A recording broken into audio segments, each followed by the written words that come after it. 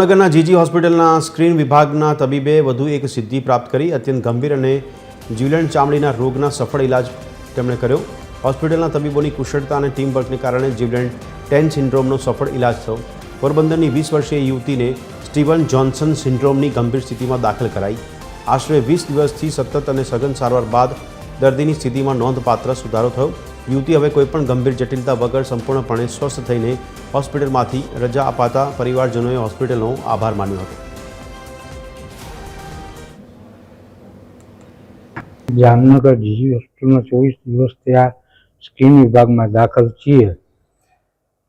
મારી દીકરીને શરીરમાં લાલ ચાંપા પર નીકળ્યા હતા, જે સોલ્યુશન હાઉસજી હોસ્પિટલને ન થતાં અમને એમ્બ્યુલન્સ મારફતે જામનગર જીજી હોસ્પિટલમાં મોકલવામાં આવેલ. જે એસજે સિન્ડ્રોમ નામના રોગથી પીડાતી હતી, જે અત્યંત જીવલેણ બીમારી છે. અને અહીંયા આવ્યા પછી એનાથી પણ વધારે જે ટોક્સિક એપિડર્મલ નેક્રોલાઇસિસ છે, એનાથી પણ વધારે જીવલેણ બીમારી છે, એમાં એનું રૂપાંતરણ થઈ ગયું હતું. પછી ત્યારે ટોક્સિક એપિડર્મલ નેક્રોલાઇસિસમાં 80% ચામડી નીકળી જાય છે. એટલે એમાંથી એને સેપ્ટિસેમિયા થવાના ચાન્સીસ પૂરેપૂરા રહે છે.